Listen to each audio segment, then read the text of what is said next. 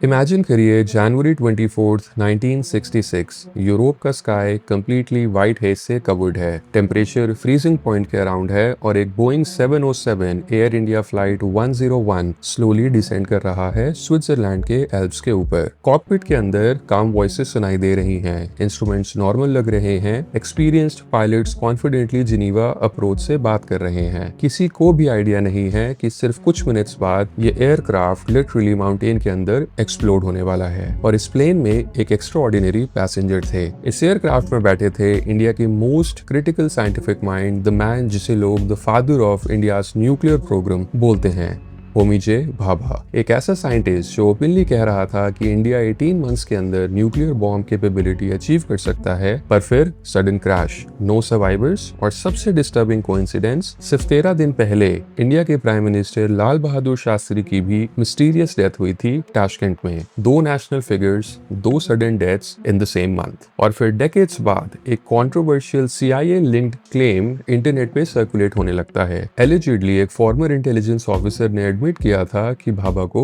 Eliminate किया गया। Question simple है, क्या एयर इंडिया फ्लाइट 101 जेन्युइनली एक एक्सीडेंट था या कोल्ड वॉर के शैडोज में कोई और ही गेम चल रही थी? क्योंकि जितना डीप आप इस स्टोरी में जाओगे उतना ही डिस्टर्बिंग पैटर्न इमर्ज होने लगता है। चलिए कॉन्टेक्स्ट समझते हैं, और कॉन्टेक्स्ट को समझने के लिए 1960s की एरा को समझना बहुत इंपॉर्टेंट है। ये वो टाइम था जब दुनिया ऑफिशियली दो कैंप्स में डिवाइड हो चुकी थी। एक साइड था यूनाइटेड स्टेट्स और दूसरी साइड था सोवियत यूनियन, और बीच में न्यूक्लियर रेस लिटरली ह्यूमैनिटी का फ्यूचर डिसाइड कर रही थी। इंडिया ऑफिशियली नॉन अलाइंड था, लेकिन इंटरनली एक massive scientific revolution quietly build हो रहा था, और उस रेवोल्यूशन के आर्किटेक्ट थे Homi Bhabha. Cambridge educated physicist, elite intellectual circles, direct access to India's political leadership और सबसे important long term nuclear vision. Bhabha सिर्फ रिएक्टर्स बिल्ड नहीं कर रहे थे, वो कंप्लीट स्ट्रेटेजिक इंडिपेंडेंस डिजाइन कर रहे थे। Uranium research, thorium program, atomic energy infrastructure, indigenous scientific ecosystem. 1964 में जब चाइना ने अपना फर्स्ट न्यूक्लियर टेस्ट कंडक्ट किया, तब इंडिया सडनली वल्नरेबल पोजीशन में आ गया। और इसी पीरियड में भाभा इंटरव्यूज में ओपनली सजेस्ट करने लगे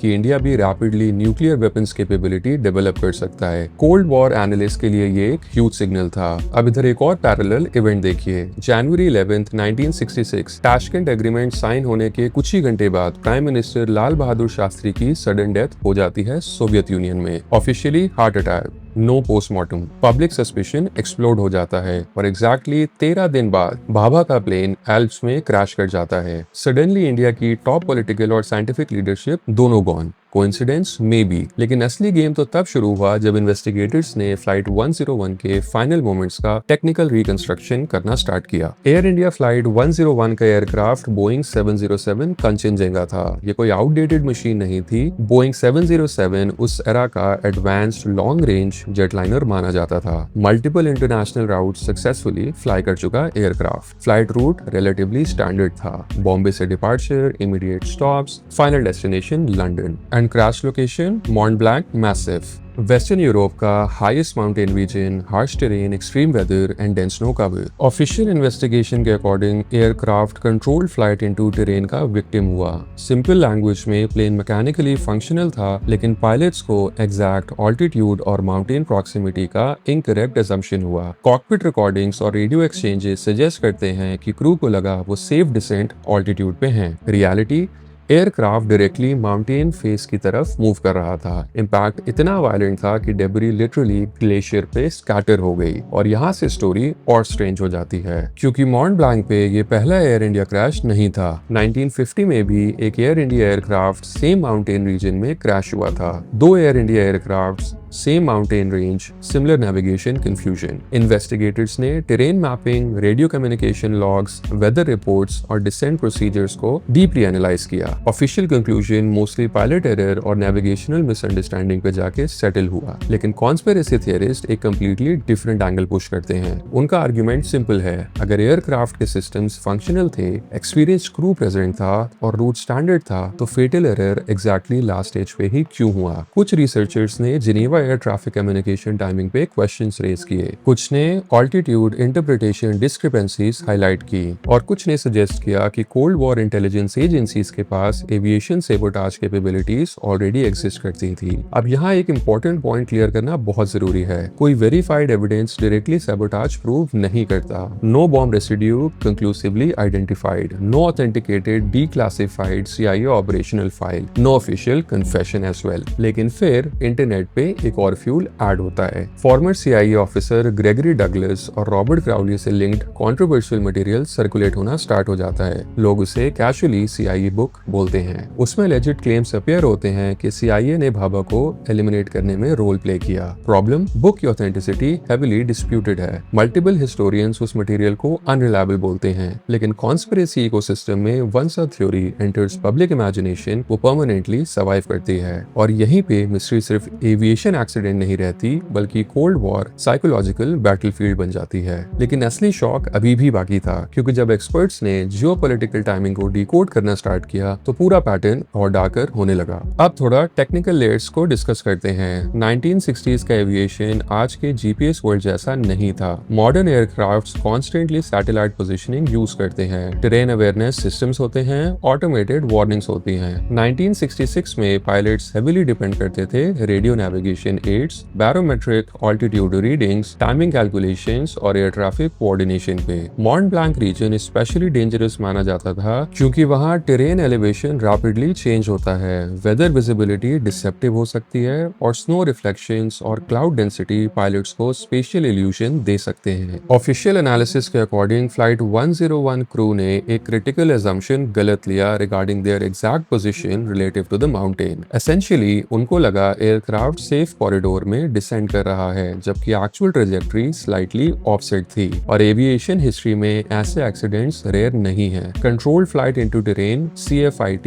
एविएशन इंडस्ट्री का एक नोन कैटेगरी है। लेकिन कॉन्स्पिरेसी थियरिस्ट एक और टेक्निकल एंगल रेस करते हैं। What if navigation information itself was compromised? Cold war era में इंटेलिजेंस एजेंसीज इलेक्ट्रॉनिक वॉरफेयर और सिग्नल मैनिपुलेशन पे ऑलरेडी एक्सपेरिमेंट्स कर रही थी। Radar spoofing, communications, interception, covert sabotage theoretically possible था। अगेन, पॉसिबल और प्रूवन में मैसिव डिफरेंस है। कोई ऑथेंटिकेटेड एविडेंस नहीं दिखता कि फ्लाइट 101 के इंस्ट्रूमेंट्स इंटेंशनली टैम्पर्ड हुए। लेकिन जो चीज थ्योरीज को अलाइव रखती है वो है motive. Bhabha openly nuclear independence advocate कर रहे थे और उस पीरियड में न्यूक्लियर प्रोलिफरेशन वेस्टर्न पावर्स के लिए ह्यूज स्ट्रेटेजिक कंसर्न था। 1964 के चाइनीज न्यूक्लियर टेस्ट के बाद south Asia already unstable zone बनता जा रहा था। अगर इंडिया रैपिडली वेपनाइजेशन की तरफ मूव करता तो regional power balance permanently change हो सकता था। और भाभा सिर्फ साइंटिस्ट नहीं थे, वो इंस्टीट्यूशन बिल्डर थे। उनके नेटवर्क्स, पॉलिसी इन्फ्लुएंस और साइंटिफिक मोमेंटम को सडनली रिमूव करना थ्योरेटिकली इंडिया के न्यूक्लियर टाइमलाइन को स्लो कर सकता था। अब यहाँ एक फैसिनेटिंग डिटेल आती है। भाभा रिपोर्टेडली वियना जा रहे थे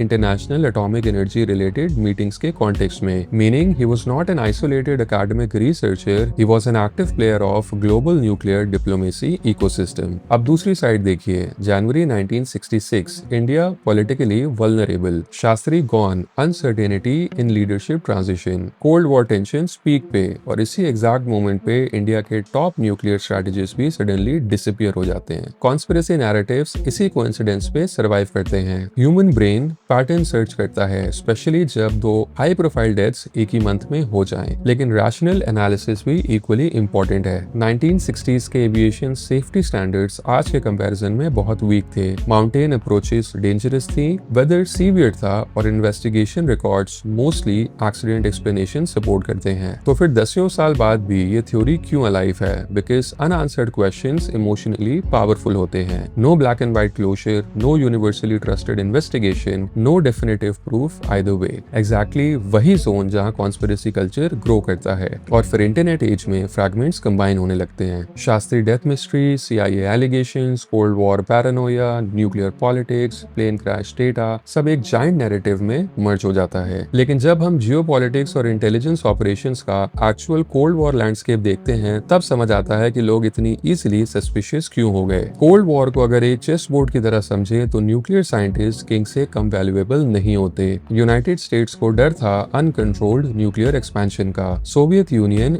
इन्फ्लुएंस एक्सपैंड कर कर रहा था। China already nuclear club join कर चुका था और India officially peaceful atomic program maintain करते हुए भी स्ट्रेटेजिक एम्बिग्विटी प्रिजर्व कर रहा था। भाभा का vision long term self reliance था, particularly thorium based energy future. India के पास ह्यूज थोरियम रिजर्व्स थे। अगर सक्सेसफुली वेपनाइज या एनर्जी स्केल्ड इकोसिस्टम बिल्ड होता तो India external dependence dramatically reduce कर सकता था। इसीलिए कुछ एनालिस्ट आर्ग्यू करते हैं कि foreign intelligence agencies naturally Indian nuclear progress monitor कर रही होंगी। और ऑनेस्टली ये कॉन्ट्रोवर्शियल स्टेटमेंट नहीं है। कोल्ड वॉर में every major scientific program surveillance के अंडर था। CIA, KGB, MI6 सभी स्ट्रेटेजिक मॉनिटरिंग कर रहे थे। प्रॉब्लम तब स्टार्ट होती है जब मॉनिटरिंग को असैसिनेशन नैरेटिव से कनेक्ट किया जाता है। Gregory Douglas related CIA confession material इसी इमोशनल वैक्यूम को फिल करता है, लेकिन हिस्टोरियंस रिपीटेडली पॉइंट आउट करते हैं कि डगलस का रिकॉर्ड क्वेश्चनेबल रहा है। मल्टीपल इंटेलिजेंस रिसर्चर्स उनके डॉक्यूमेंट्स को अनरिलायबल या फैब्रिकेटेड बोलते हैं, meaning strongest conspiracy evidence itself disputed है। और फिर भी थ्योरी सर्वाइव करती है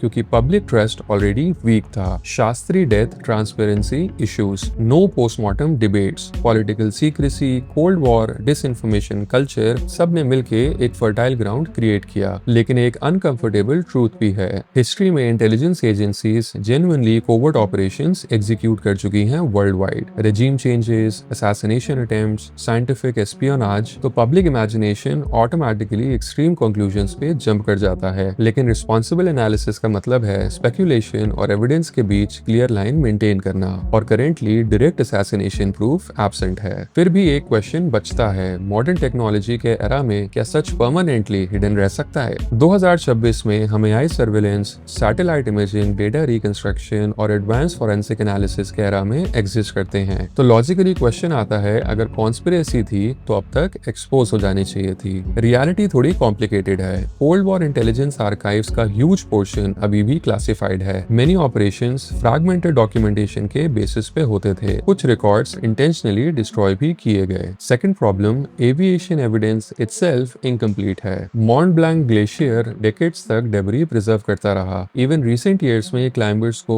ओल्ड क्रैश फ्रैगमेंट्स और ह्यूमन रिमेन्स मिलते रहे हैं, मीनिंग फिजिकल एविडेंस एनवायरनमेंट के अंदर स्कैटर्ड और डिग्रेडेड होता रहा कई सालों तक। और मॉडर्न इन्वेस्टिगेटर्स भी एक लिमिटेशन फेस करते हैं। Without authenticated operational documents definitive conclusion impossible होता है। सस्पेशन प्रूफ नहीं होता, कोइंसिडेंस कॉजेशन नहीं होता, और इंटरनेट नैरेटिव्स अक्सर वहां इमोशनल डॉट्स कनेक्ट कर देते हैं जहां फैक्चुअल ब्रिज मिसिंग होता है। इसीलिए serious historians cautious language use करते हैं। Officially flight 101 remains an aviation accident, unofficially public imagination उसे कोल्ड वॉर मिस्ट्री के फॉर्म में देखती रहेगी। मे बी इस स्टोरी का most fascinating part plane crash नहीं है। मे बी फैसिनेटिंग पार्ट ये है कि ह्यूमंस अनसर्टेनिटी को टॉलरेट ही नहीं कर पाते। 2 powerful deaths, same months, nuclear politics, cold war secrecy, और हमारा brain automatically hidden pattern search करना स्टार्ट कर देता है। होमी भाभा का लेगेसी सरवाइव कर गया। इंडिया इवेंचुअली न्यूक्लियर पावर बना। साइंटिफिक इंफ्रास्ट्रक्चर कंटिन्यू हुआ, लेकिन फ्लाइट 101 का क्वेश्चन आज भी एल्प्स की स्नो में फ्रोजन है। Was it a tragic navigational error या एक केयरफुली बरीड जियोपॉलिटिकल ऑपरेशन? शायद अल्टीमेट आंसर किसी माउंटेन के अंदर हिडन डेब्री में नहीं, बल्कि उन क्लासिफाइड फाइल्स में लोकेटेड है जो शायद कभी पब्लिक ही ना हो। क्योंकि हिस्ट्री